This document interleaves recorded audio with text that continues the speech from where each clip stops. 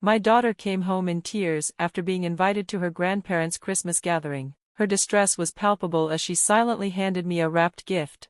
"Mom, look at this. Why do I have to deal with this?" she exclaimed. I was speechless. When I opened the package, I was horrified to find something completely inappropriate for a child. Alarmed, I promptly reported the incident to the police, which led to the exposure of the gift giver's actions and the chaos that followed. The fallout from this incident sparked significant family drama, resulting in severe consequences for the person responsible. At 45, I had already started a new career at 34, prompted by a derogatory comment from a previous employer. My younger husband, who worked alongside me and was my supervisor at the time, supported me immensely. We quickly married and welcomed a gentle fourth-grade daughter into our lives, one who loves to read and shows kindness to everyone she meets.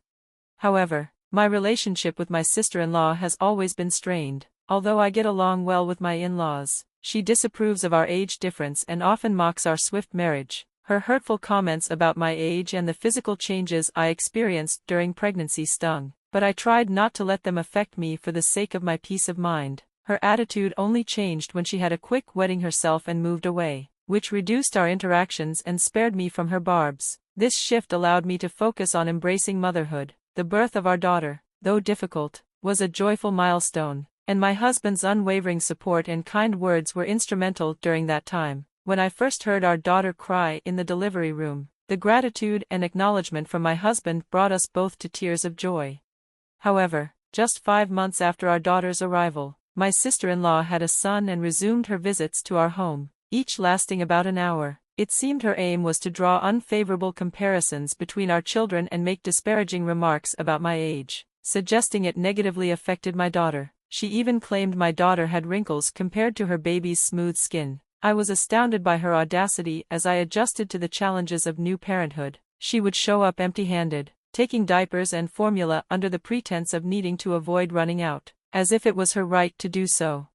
Eventually, her visits ceased when her husband's job required them to move out of state, bringing a brief period of calm. However, once our daughter started elementary school and discovered that her cousin was enrolled there too, things shifted again. Despite our strained family dynamics, my daughter and her cousin formed a close bond. She, being older and kind-hearted, looked after him as he gained popularity among his classmates. By 3rd grade, they found themselves in the same class, and my daughter received recognition for a summer project, a reading reflection published in the local newspaper. This achievement sparked a flurry of conversation among family members during a visit to my in-laws, where many relatives gathered to celebrate. However, my sister-in-law seemed visibly upset by our family receiving attention. She complained that it was unfair, claiming the celebrated book was meant for her son. Despite the truth that the children had mutually agreed to exchange books, they decided together which book report to write, showcasing their collaborative spirit.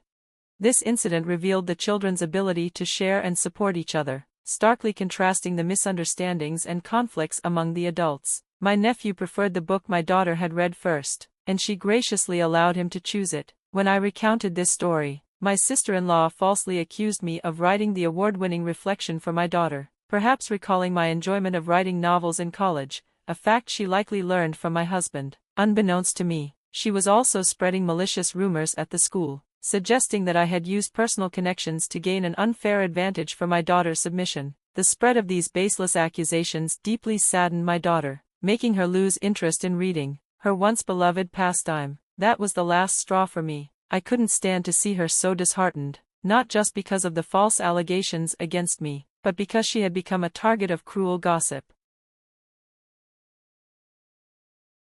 Before taking any action, I confided in my husband about the extent of his sister's unkindness toward me since our marriage. I recounted how she had taken clothes meant for our daughter, justifying her actions by claiming that infants couldn't distinguish between gender-specific attire. I also shared her hurtful comments about my appearance during my pregnancy, comparing me to a sumo wrestler. Outraged by his sister's behavior, my husband agreed it was time to involve his parents and insisted on confronting her personally. Together with his parents, he confronted my sister-in-law at her home. Her initial delight at their unexpected visit quickly faded into shock as she faced his stern reprimand. Rather than accepting responsibility, she redirected her anger toward me, accusing me of betraying her to her favorite brother and portraying herself as the victim.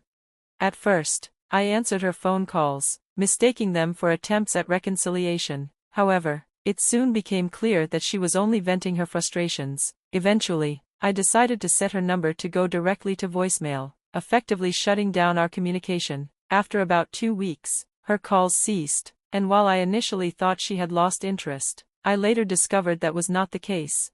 In December, my in-laws organized a children's Christmas party for the first time, which intrigued me about their timing. Regardless, my daughter was thrilled to be invited. She reminisced about the joyful Christmas celebration in kindergarten and eagerly hoped for a similar experience at her elementary school, which unfortunately did not host such festivities due to their policy on religious events. I often wonder about the necessity of strict adherence to religious traditions, especially when Christmas has evolved into a universally celebrated holiday. I've noticed that some parents are particularly meticulous about maintaining their religious connotations.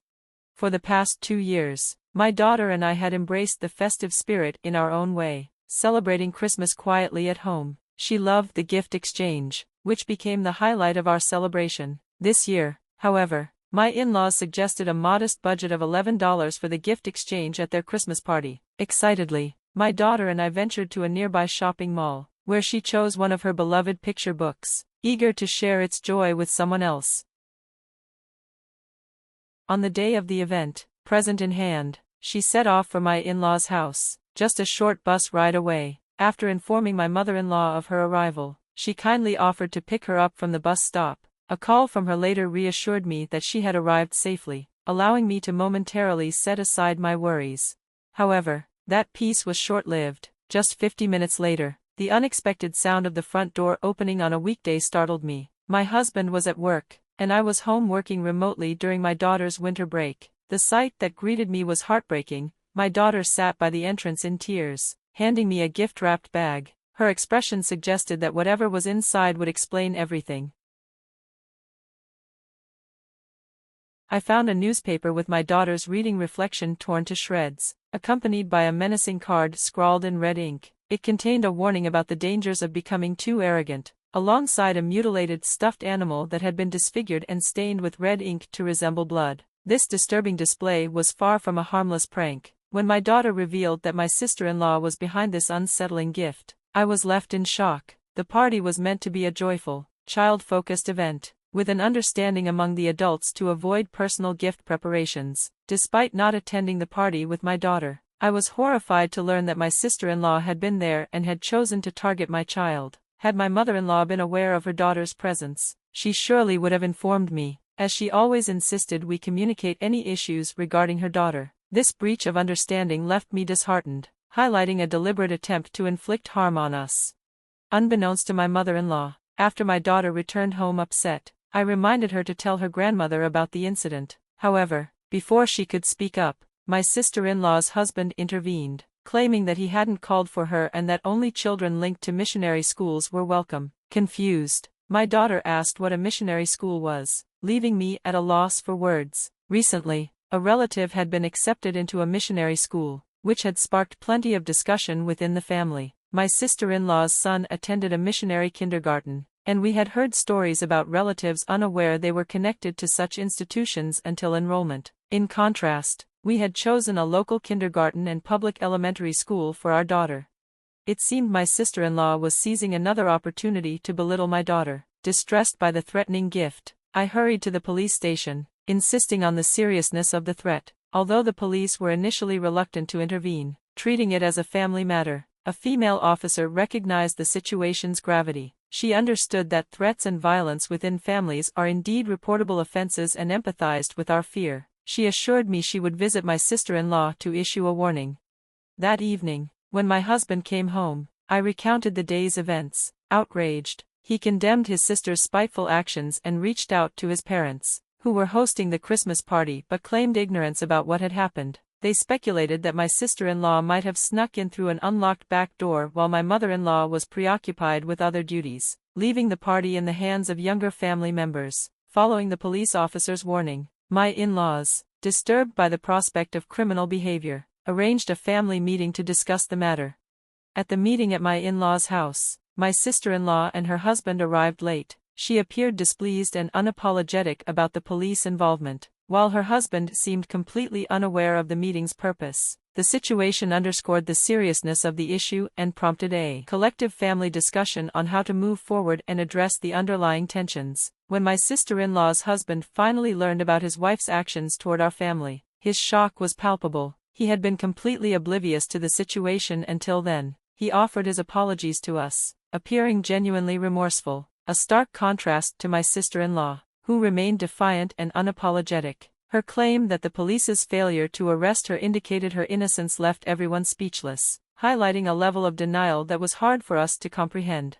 In an unexpected turn of events, he announced his decision to divorce her. This revelation stunned us all, as there had been no visible signs of trouble in their marriage. He explained his choice by sharing a history of enduring her behavior, which had escalated from neglecting household duties and childcare to instilling fear through her carelessness. Her obsession with appearances had led to multiple unnecessary moves, driven by vanity and a desire to maintain a certain social status rather than fulfilling job requirements. They often justified these moves as efforts to enroll their son in prestigious kindergartens, only to be met with disappointment and further embarrassment. Eventually, they settled on a public elementary school, a choice based on their son's preference, with his father supporting the decision against his wife's initial reluctance. The husband's decision to divorce was not impulsive but rather the culmination of years of frustration, now expedited by her recent harassment.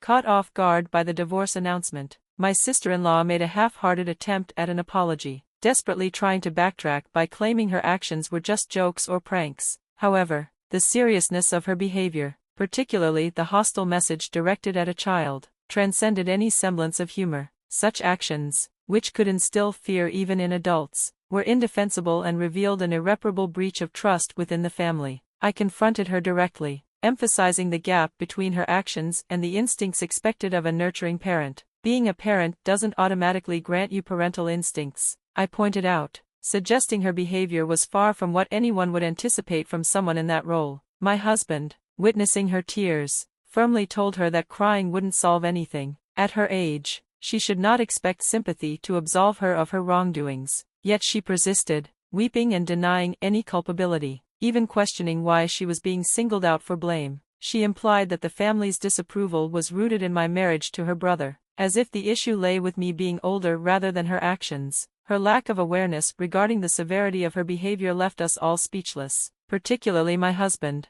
who was taken aback by her inability to comprehend the situation. As the atmosphere thickened with unresolved tension, the discussion came to an abrupt end, and her husband had no choice but to escort her home. The divorce proceedings that followed were marked by her unwillingness to acknowledge her faults. It was only when her son innocently shared details about the Christmas party that the scales tipped, leading to her reluctant acceptance of the divorce. He recounted to his classmates the unsettling gift exchange he had witnessed, particularly the disturbing image of the mutilated stuffed animals stained with red ink resembling blood. This revelation quickly spread through the school community, sparking concern among teachers and parents alike. In the wake of this incident, my daughter struggled to return to school, her spirit dampened by the gossip linking her to her cousin's distressing story. The connection between her absence and the events of the Christmas party became a topic of speculation, highlighting how a single thoughtless act could ripple through the lives of everyone involved. I had hoped this ordeal could have been quietly resolved, allowing my daughter to return to school when she felt ready. Her cousin hadn't intended to share the distressing experience for amusement but as a desperate plea to halt his mother's harmful behavior. Witnessing the fallout from these revelations, her husband felt compelled to expedite the divorce proceedings, reluctantly agreeing to her terms just to finalize their separation. By then, she had become known in the community for her menacing behavior toward children, leading to her ostracization and even hostility from neighbors. Feeling trapped and vilified, she saw the divorce as an escape, envisioning that a return to her parental home would provide her solace. However, her estranged husband was adamant about retaining custody of their son, a decision she accepted without much resistance. Coldly, she declared her indifference toward her son as she planned to remarry, stating that children were an inconvenience to her future. Her cruel words were met with her son's brave rejection. He expressed that he didn't need her in his life, finding comfort in his father's care and warning her to stay away from his cousin.